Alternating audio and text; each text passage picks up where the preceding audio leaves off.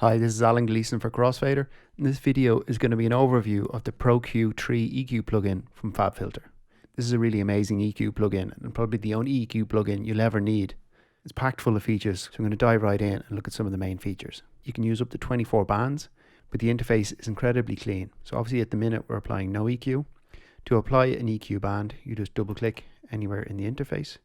If you click anywhere, I think it's between like 30 Hz up to 10 kHz, it will by default put in a bell type curve. You can quickly create a low pass or a high pass filter by going to the edge and double clicking either side. Get a high cut there. If you move in slightly and double click, you'll get a shelving EQ. So get a shelving EQ there, and do the same in the low end. If I move in slightly from the edge and I double click, I'll get a shelving EQ. If I want to undo those settings, I can just click on the undo. And then if I want to put in a shelving EQ, I can also just drag here at the end, and that will give me a low shelf, and do the same here. Push up, that will give me my shelving EQ. So with these EQ curves, you've got a number of shapes to choose from. So if I select one of the curves, I'll bring up my control panel here, and I can set this to anything from bell, low shelf, low cut, high cut, notch, bandpass, tilt shelf, and flat tilt. These last two are slightly unusual, and you don't see these on many EQs. So if I just reset the actual device, put it back to its default setting, I'll double click to insert a band, and I'll change this to tilt shelf. So with tilt shelf, when you boost or cut, it's kind of like you get two kind of like shelving EQs. So you can drastically alter the tonal balance of your mix. Flat tilt is similar, except you get a straight line. So there's no curve. It's just altering the frequency spectrum above and below wherever your frequency point is. I'll reset this back to default, and we'll have a closer look at some of the curves. So as I mentioned, when you double click around the center line in the low frequency range, you'll get a low cut. We've also got the option to change the actual amount of attenuation that's happening. Anything from 6 dB per octave, quite a shallow curve, all the way up to 96, which is a much steeper curve. And we can go even further than that and set a brick wall filter. And what's useful about these is often when you use sharper filters on an EQ, you can actually hear the effect of it. It's kind of like a ringing that happens around the EQ point. So if I just solo my drums on this track, you notice with this very sharp curve, still very smooth, not getting any of these ringing effects that I've mentioned. Even if I put it to brick wall, very useful for sound design or restoration situations.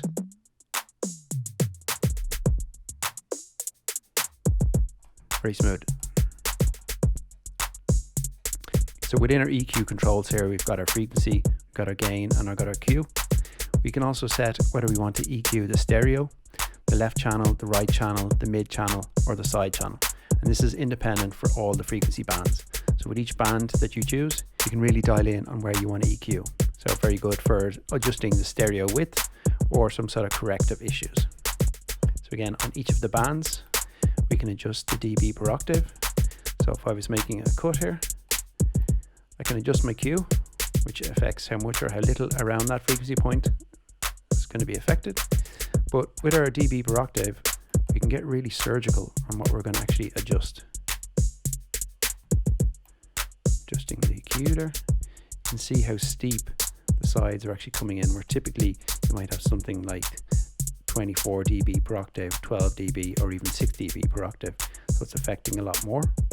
I can really dial in something precise there.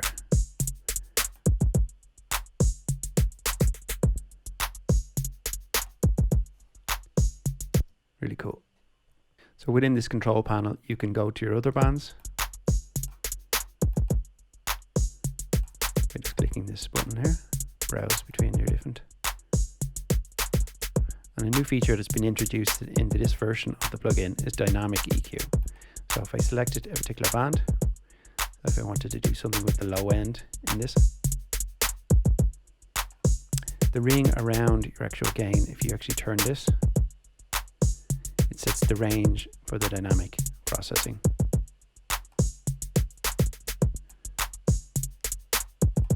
So it's only when that particular frequency range hits that we're actually getting our attenuation.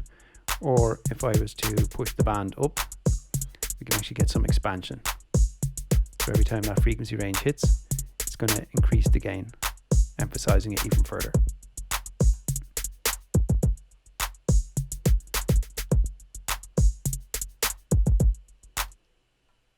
So now that we've looked at the bands, let's have a look at some of the other features within here. Down in the lower left hand corner, we've got a little piano icon here. And when we turn that on, we get this piano display along the bottom here, which when I'm rolling up and down with my EQ, I can see there's a little dot here. It's also changing corresponding to that. So as well as in my EQ here, it's telling the frequency range that I'm at. It's also telling me the note range. So that if you wanted to EQ a particular note, you could just dial into that particular note by looking at your display here. Or you can just actually grab this dot here if you wanted to actually quantize to a particular note. Again, a real time saver feature. Let's turn that off. I'm going to look at some of our other features along the bottom here. If you've got a MIDI learn function, and what this does is allows you to MIDI map your controller to any of the controls within the plugin. Now, of course, it's very easy to do this within Ableton anyway, but a useful thing that you can do is rather than setting up a particular MIDI controller for each control, what I've done here is that I've set up other MIDI channels here that route a particular controller into the different devices that I'm using. And what I can do is I can use the same number of controls on my MIDI controller to control all the bands on any of the devices that I'm using. So if I was to sweep this here, I got my frequency sweep, and then I can adjust the gain, and I can also adjust the Q. If I was to switch over to one of the other EQ devices that I'm using, say on my bass here,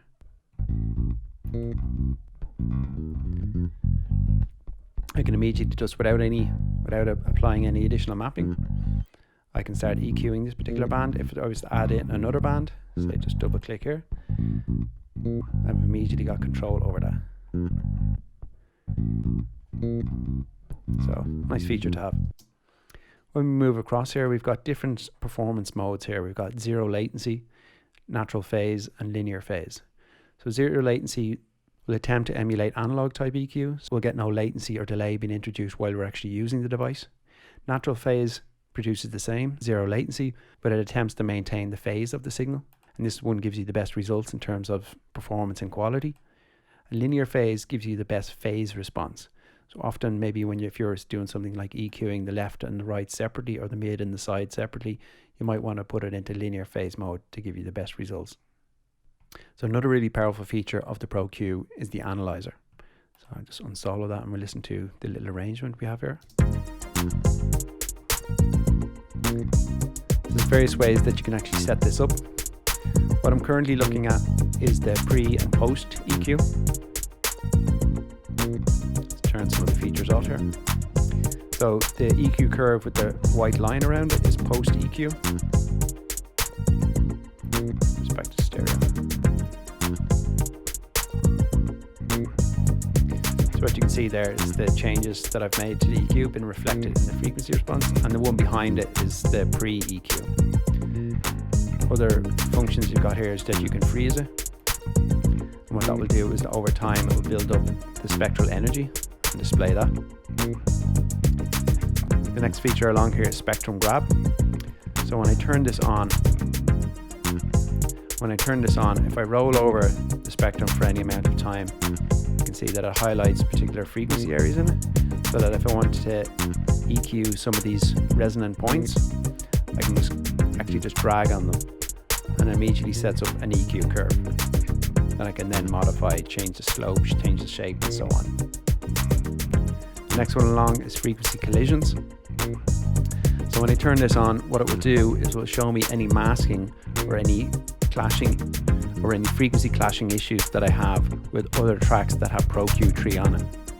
So I can see these appearing in here. So because I'm on my bass track, if I was to click on the drums, now it superimposes in red the frequency spectrum of my drums, and it kind of gives a kind of extra red color. You can see it in the low frequency here, and areas where you might have frequency clashes, it's kind of like a red haze. So I could either choose to EQ this particular band, or I could switch over to my drums,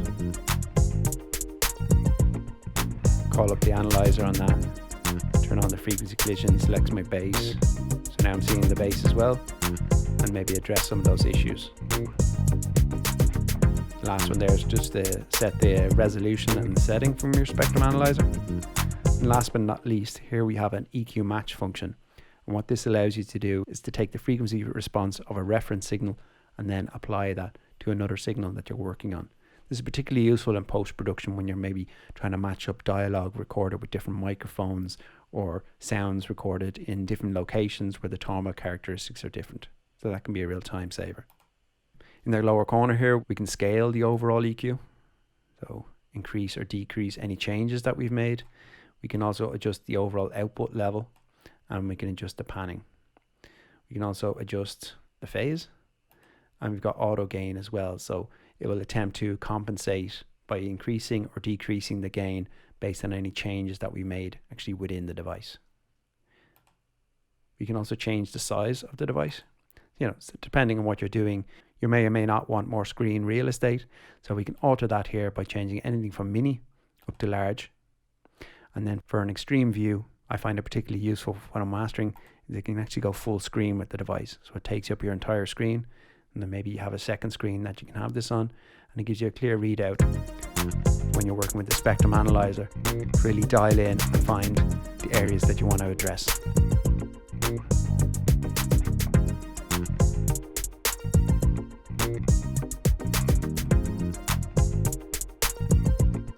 So an incredibly powerful EQ with almost every possible functionality which you would require within this device, whether for mixing, sound design or mastering. This has been Alan Gleeson for Crossfadr. Remember to like and subscribe to videos and click on the notification bell to keep updated on our latest videos.